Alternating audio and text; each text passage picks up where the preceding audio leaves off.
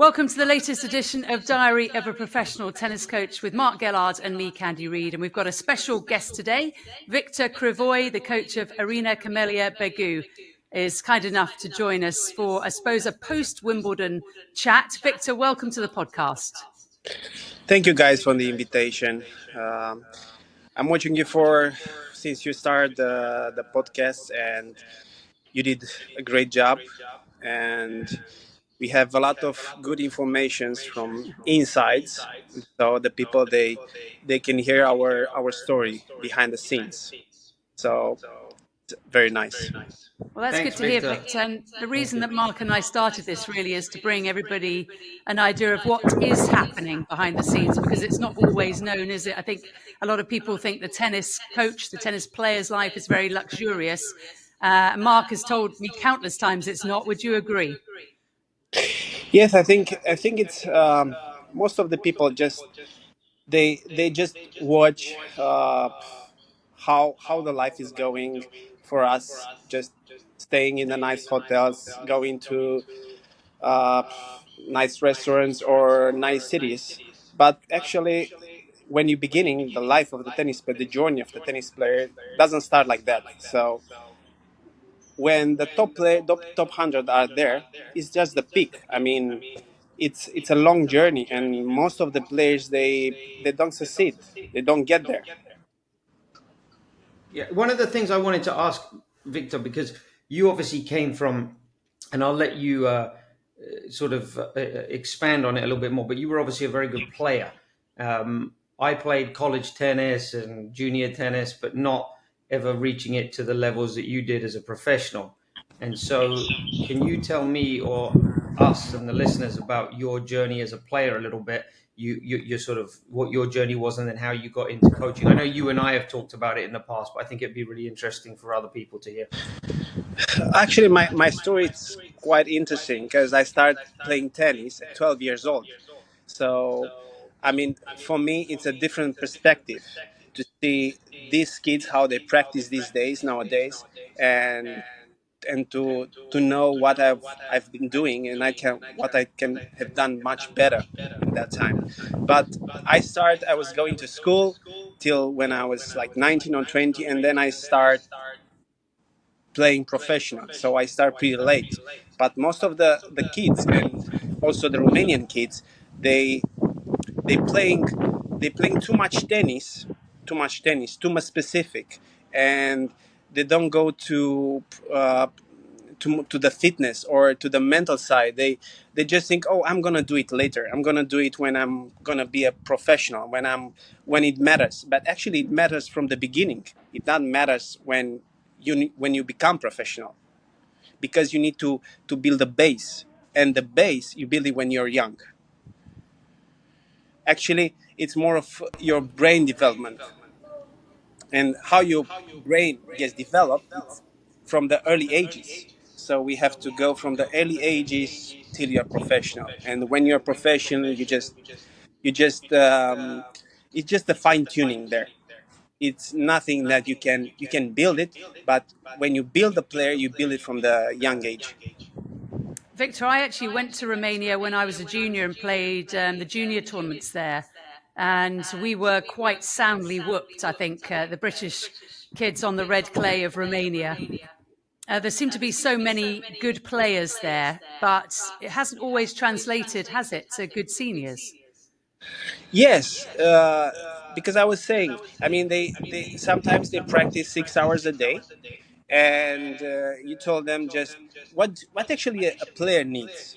They needs You have to see what every player is a specific, and some of them they're not developed. I mean, the joints and the muscles and the body is not structured when they go at 20. It's not built enough, and they can't succeed where the rhythm is. When you get professional, the rhythm is too high, and not too many they succeed there, So because you they, think that they play playing, too much tennis. It's too much specific, and yeah. the base, it's other stuff like how the attitude, the mental side, and the fitness, the specific of the fitness.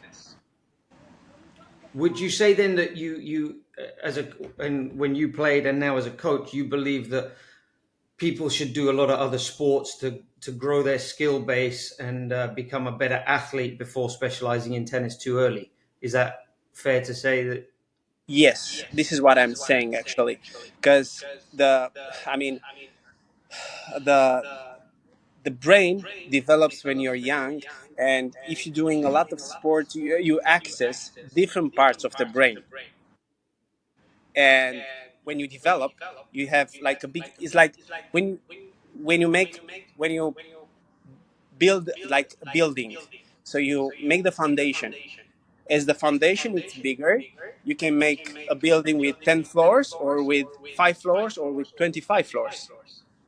So you have to think not like in 5 years what I'm going to do in 15 years, in 20 years from now with the player. You have to think big. Do you find though that one of the problems that I find when I'm working with, especially with junior players, is the way I agree with what you're saying, but so much of the emphasis from players and parents is on winning right now.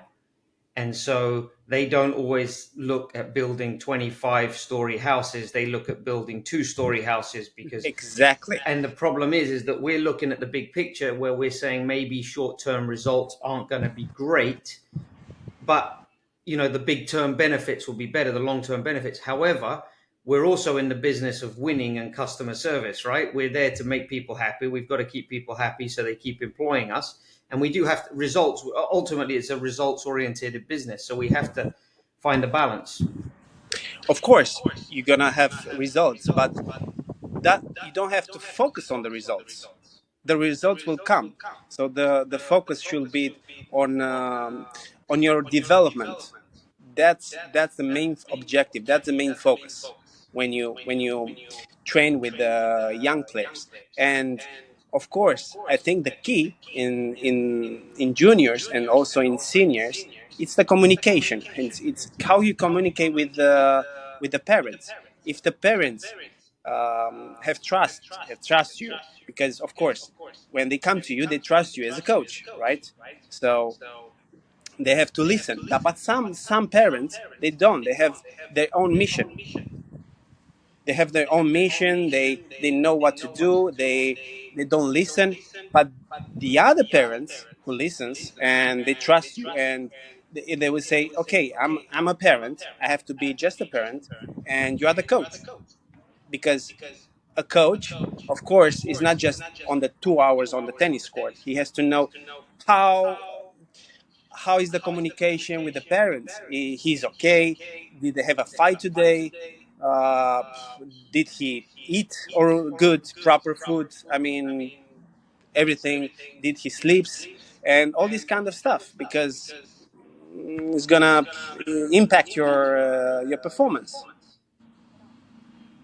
Let's So now I speak, think Victor, so. if I we think the may. communication is the key. That's a really good point. I hope all parents are listening out there. But if we may, let's go on to your coaching career.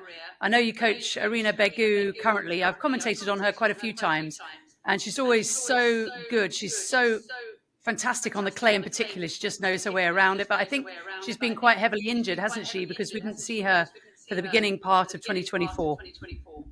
Yes, she had a, like a big injury, and now she's trying to come back. So we had uh, 8 months break, and we start again this year, and we are starting step by step. And also, um, our main focus is to for development. Even if she's 33 years old, she has to develop other skills like the mental side and how you train, how you practice. Are are you aware of your emotions? Can you improve your technique at 33 years old? They're all the time big questions, and if the player is receiving the information as well, they can perform. Then they can perform well. Can I just go back and touch on a subject that you just mentioned was communication. You work with Irina. Obviously, she's Romanian. You're Romanian. I work with Magda. I'm British. Magda's Polish. I've worked in China for about 5 years, and I worked in Kazakhstan for about a year and a half. Yeah. Talk about communication a little bit, because I find that is something that a lot of players and coaches don't always appreciate, the importance of language and how communicating with people. Do you find it easier to relate to Irina than possibly I would, because you have the cultural backgrounds, of the same cultural backgrounds, the same language, obviously. From a personal standpoint, when I was working in China, I remember working with the Chinese and just having some issues with things simply like obviously language and cultural barriers. But actually, I'll give you a better one, a closer one for me now was with Magda. For a couple of years, I was trying to get her to get more speed on the racket, and I kept saying faster on her backhand. I wanted more faster racket speed, and it took me, this is how good I am as a coach, 5 years to figure this out. That's why he's not married, Victor. Yeah, exactly. The word fast didn't work. The word hard worked for her. She needed to hit the ball harder, and that meant something to her. Whereas faster meant flicking the racket as fast as she can without control. Yeah. Hard meant something. So I try on certain parts of her game to use that word, and there's a few other examples of that. How much, you mentioned communication, how important do you think it is that, you see a lot of times the English players work with the English coaches. The Americans work with the American coaches. Emma Navarro's with an American coach. Jessica Pegula's been with American coaches. Coco Gauff had Patrick, and Pereira too. Sorry, and Per, of course, yes, and Per. So she's been a little bit different. But do you think that it's advantageous to work with foreign coaches or foreign players and vice versa? Or do you think in order to preserve that good communication, it's better to stay with...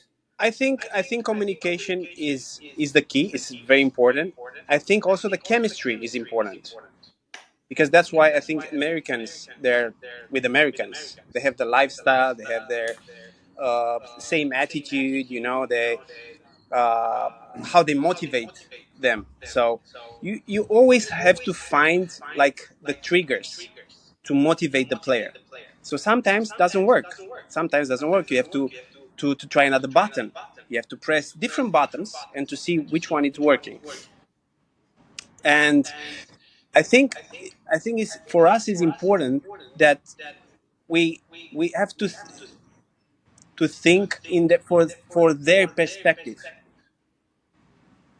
to see how they feel. I mean, you give them like a fast racket. I was trying the same, and I couldn't do it, because the message was receiving was like hard and not fast. And sometimes how they imagine themselves doing the hard racket, it was like totally wrong how their feelings, like in contradiction with their feelings. The man is more like, okay, I'm gonna do it, but the girls, they have to feel it. So sometimes if they feel it, they will do it, but they will not do it in 7 days, in 1 week, in different tournament, because they will not feel the ball. So they will go to the control side. For them, it's very tough to go from out of the comfort zone. They have to stay all the time in the comfort zone. The players who goes most of the time out of their comfort zone, that means progress, and they develop the all potential. Yeah, I've said before, it's a matter of getting comfortable being uncomfortable. And I think that, a lot of the times, more on the women's side, I've found that girls prefer to practice to feel good about themselves rather than practicing to improve as much as maybe the men do. I think the men will go outside the comfort zone a little bit more. But those, there's obviously exceptions to that rule. When you're working with Irina, what's your overall philosophy on coaching when you're with her? Are you somebody that uses a lot of statistics? Do you like to do a lot of volume on the court?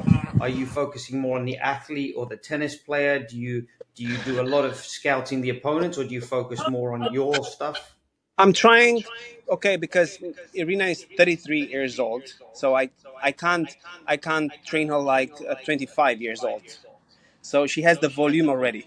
She played many forehands, many backhands, all the kind of like that. So we have to focus on intensity. Intensity is very important. And if she feels okay, if she's healthy and bring the right intensity for her, that's the most important because she feels she feels the strength.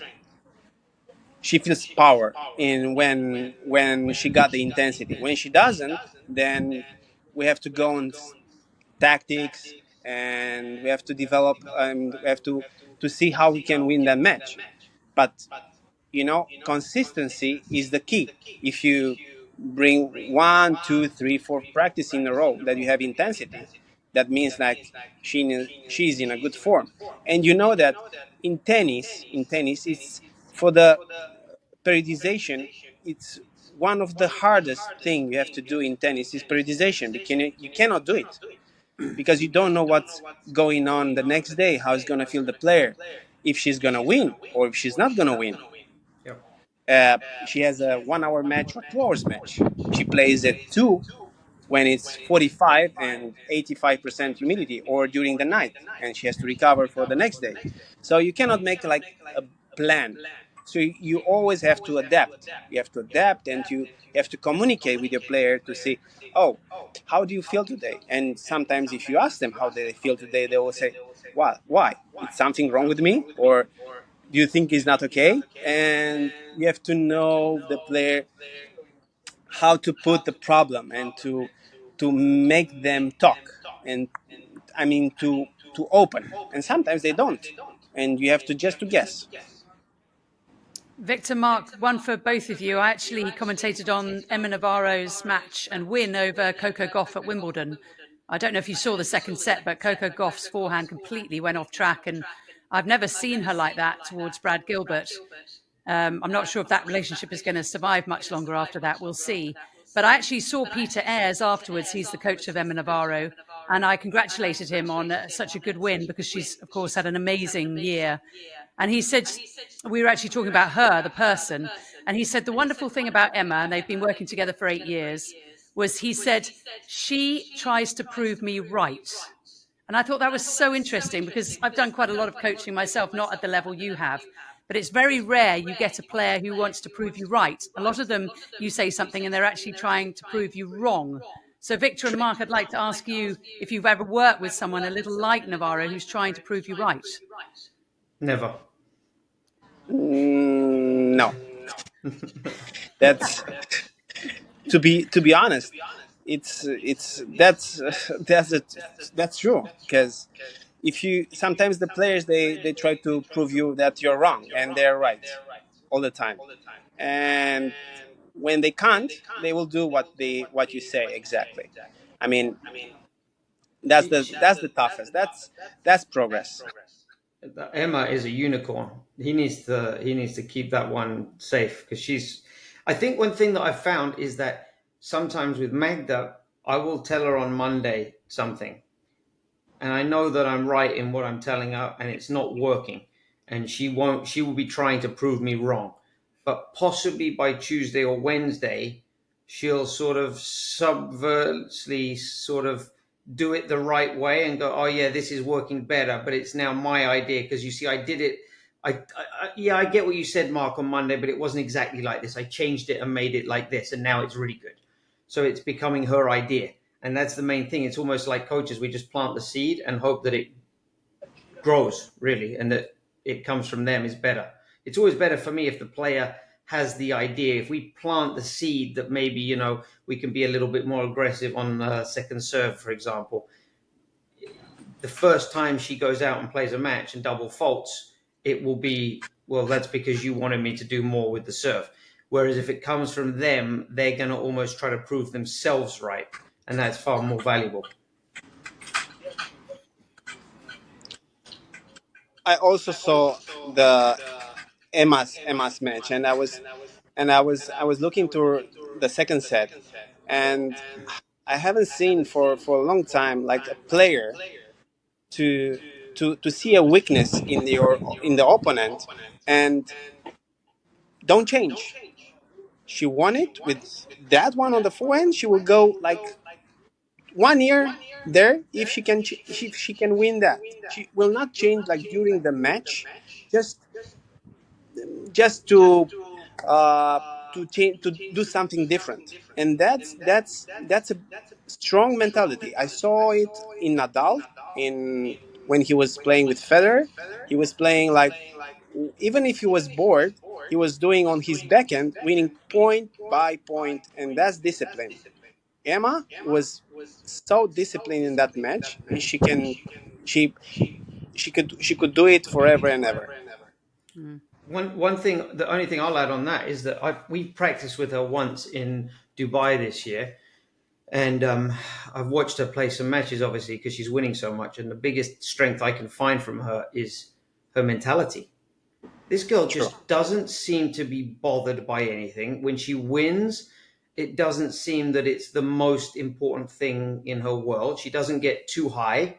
She doesn't get too low. She seems to just, it's almost like watching her play a match at Wimbledon is like watching her play a Wednesday afternoon practice at the tennis academy down the street. It doesn't look like it's life and death to her. And I think, you know, we all know probably by now her personal situation, coming from a family of success and money. But that's no knock on her, because it's nothing to do with her, right? What her parents did. She's in the situation she is, a little bit like Jessica Pegula, but it's incredible to me watching her play how she's so stable mentally, and also so young as well. And maybe it's a good advert for college tennis, maybe, or for just, you know, having that mentality of not getting too high and not getting too low. And I talked with Magda about it, is almost not having a pass or a fail mark every week you play. So it's not like, okay, you won 3 matches, you played well, it's a pass mark. You passed the class this week, and next week we lose first round, that's a fail. And I think that's tough in tennis, right? Whereas Emma seems to just, no, it's not like that. And I've talked to her coach a little bit just during that practice we had with her, and over times I've seen him, and he's always very nice, humble guy. And I think he was a player at Duke University as well. So they seem like they've got a great team and a great thing going now. I'm really happy for them. Yeah, you can. She doesn't feel the pressure like other players. You seem like she's in the right state of mind when she's playing, and she can keep it for a long time, and that's very rare. You can see to a player, even when she's losing and she's playing a lot of tournaments. You say, okay, she doesn't need too many tournaments. She was gonna go in a vacation. Maybe she started, but she plays tennis. She likes to play tennis because she doesn't play for points and she doesn't play for money. That's obvious. Yep. She plays just for love of tennis, and that's it. She loves it. Victor, I've got to go, unfortunately, because I've got to catch a flight to Hamburg for the ATP tournament. But before I go and we stop the podcast, just tell us where you are and what your plans are for the next few weeks, please. For now, we are in Palermo, and then we play another tournament in Iași. It's Hamburg tournament, actually, for this year, just 1 year, and then Olympics. So we stay on clay. I will see you in Paris. And Mark? Yeah, we're in Huelva in Spain right now. Magda's playing an exhibition match today, or this evening, I should say, and then we go back to Poland tomorrow to practice for 1 week. And we're actually running I think we've mentioned before, Candy, but Magda's got a charity event for her foundation, a Kids Day, and then a coaching conference the following day. So we're preparing for that this coming Friday and Saturday, and then we're off to Prague on the clay, and then over to the Olympics. So we'll meet up with Victor and Irina, which is always nice to see some familiar faces on the tour that are pleasant and humble people always. That's great. All right, Thank you, guys. We'll all be in Roland Garros. Yeah, Victor Crivoi, it's been really nice to speak to you, and I'm sure we'll chat again soon. All the best. Thank you, guys, and good luck. Thank you. And don't forget to like and subscribe, because we are, of course, on YouTube, and you can find our podcast on all great podcast providers. Thanks again, Victor and Mark. Thank you. Thanks, guys.